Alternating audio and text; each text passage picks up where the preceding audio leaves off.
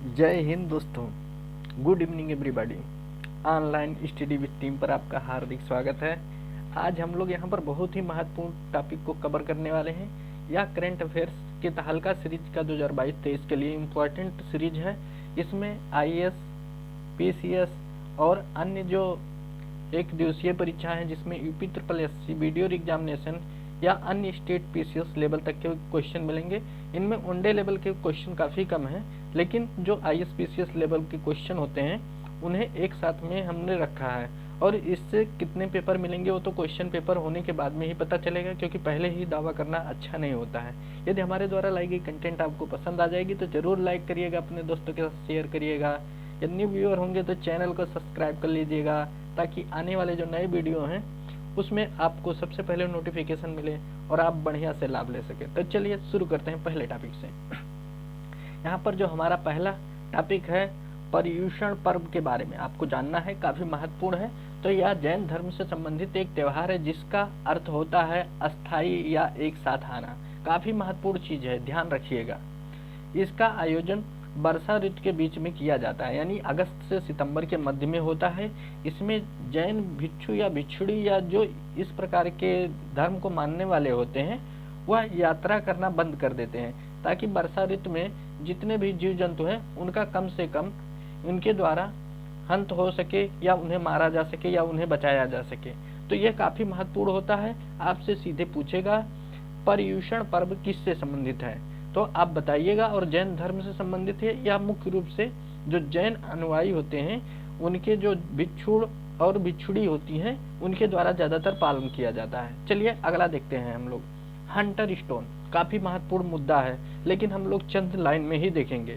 तो यूरोप में विनाशकारी सूखे के कारण वहाँ के नदियों के जल स्तर में गिरावट होने लगी है, और हंगर स्टोन सहित बहुत लंबे समय से जो छिपी हुई कलाकृतियां हैं जो मानव के द्वारा जब सूखी गई स्थिति थी, जब वहां पर काफी भयंकर सूखा पड़ते थे, उस समय में कुछ स्थलाकृतियां बनाई गई थी या कुछ जो पत्थर थे उसमें उस प्रकार के कुछ वो आकृति बना दिए थे कि ये जल स्तर यहाँ तक नीचे चला जाता है।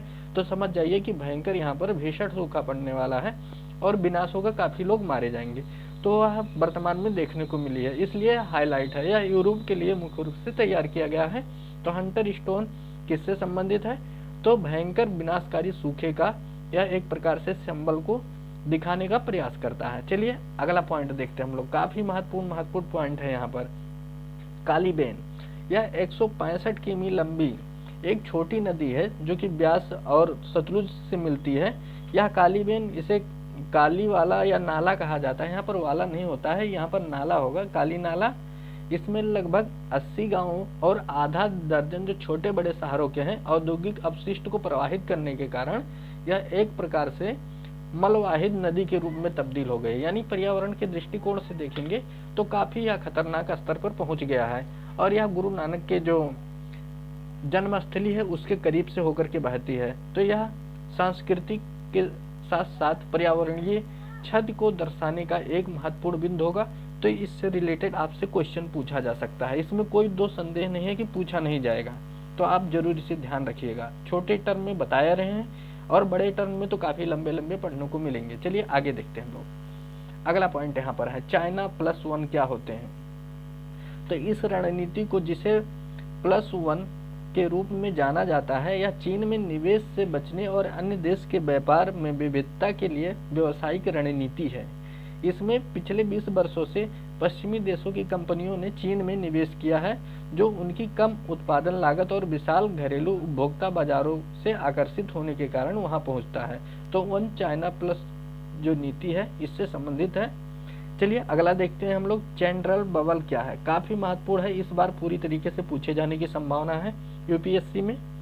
तो पृथ्वी ने इस वर्ष 29 जून 2022 की बात हो रही है यहाँ पर 24 घंटे से कम समय में अपना एक चक्कर पूरा किया है। इस चक्कर में 1.59 मिली सेकंड कम समय लगा है जितना कि हमेशा लगा करता था उससे। तो चैंडलर बबल जो है अपनी धुरी पर पृथ्वी के घूर्णन में होने वाले परिवर्तन को प्रदर्शित करने के लिए उन्होंने एक नियम दिया है। चैंडलर बबल जो है या अक्षांश की चैंडलर विभिन्नता जो है वो ठोस पृथ्वी के घूर्णन की धुरी में एक छोटा सा विचलन को दर्शाता है। इस नियम को 1891 में अमेरिकी खगोल शास्त्री सेथ कार्लो चैंडलर द्वारा बताया गया था। काफी महत्वपूर्ण है, ध्यान रखिएगा, इसके जो जो पॉइंट है वही रखिएगा, क्योंकि 4 विकल्प यूपीएससी उठा करके देता है, तो इसमें केवल निचोड़ रखा गया है, कहानी कथा बिल्कुल नहीं है। चलिए आगे देखते हैं हम लोग। यह हमें वनडे और अन्य एक दूसरे एग्जामों में भी मदद पहुंचाएगा। लक्षद्वीप में OTEC की शुरुआत की गई है, तो क्या है इसके बारे में जानते हैं। भारत सरकार के पृथ्वी विज्ञान मंत्रालय के तहत एक स्वायत्त संस्था राष्ट्रीय समुद्री प्रौद्योगिकी संस्थान कवारत्ती में एक महासागर तापीय ऊर्जा रूपांतरण ocean thermal energy conversion OTEC संयंत्र स्थापित कर रहा है। OTEC समुद्री सतही जल और गहरे समुद्री जल के बीच में तापमान के अंतर होने के कारण जो ताप प्रवणता उत्पन्न होता है का उपयोग करके ऊर्जा उत्पादन करने की एक प्रक्रिया होती है। इसके लिए टरबाइन को ऊर्जा उत्पादन करने हेतु तापमान में कुछ अंतर की जरूरत होती है, जो कि कम से कम 77 डिग्री फ़ारेनहाइट के बराबर होती है। उसका उपयोग करके वह एनर्जी का उत्पादन करता है, यानी टरबाइन घूमती है, उससे जो वाष्प आती है और उसके बाद में उससे लाइट बनती है। तो लक्षद्वीप में OTEC चालू किया जा रहा है, जो सरकार की द्वारा शुरू किया जा रहा है। तो इसके महत्वपूर्ण पहलू हैं, यूपीएससी में पूछेगा 4 विकल्प के रूप में, वहाँ पर आपसे तापमान पूछेगा, स्थिति पूछेगी और किस कारण उत्पन्न होता है उसके बारे में, और अगला अगर वो पूछ सकता है तो किसके द्वारा शुरू किया गया है यह पूछेगा।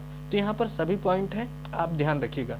चलिए अगला देखते हैं हम लोग। यह भी वनडे और अन्य एक दिवसीय परीक्षाओं में काफी सीधे सीधे क्वेश्चन पूछा जा सकता है, क्योंकि पीसीएस का ये लवरेज एरिया है जो कि क्वेश्चन यहाँ पर उठाया गया है। नमस्ते स्कीम के बारे में जानते हैं हम लोग क्या है। तो केंद्रीय आवास और शहरी मामलों के द्वारा संचालित किया गया यह योजना है। इसमें सीवर और सेप्टिक जो टैंक होती हैं उसकी सफाई के लिए शुरू किया गया है कि इसे साफ करने के लिए किस प्रकार से संचालित किया जाएगा, उसका एक प्रारूप तैयार किया गया है। तो यह पूछा जाएगा आपसे कि किसके द्वारा शुरू किया गया है, तो केंद्रीय आवास और शहरी मामलों के मंत्रालय द्वारा इसे शुरू किया गया है। चलिए अगला देखते हैं, पालना 1000, इसके बारे में क्या है। तो केंद्रीय स्वास्थ्य राज्य मंत्री द्वारा पालना 1000 राष्ट्रीय अभियान शुरू किया गया है। यह एक पेरेंटिंग एप्लीकेशन है का ऑनर किया गया है, यानी इसका शुरुआत किया गया है। इसमें बच्चों के जन्म के पहले 2 वर्षों के विकास पर केंद्रित करके ख्याल किया जाएगा या उसका देखभाल किया जाएगा।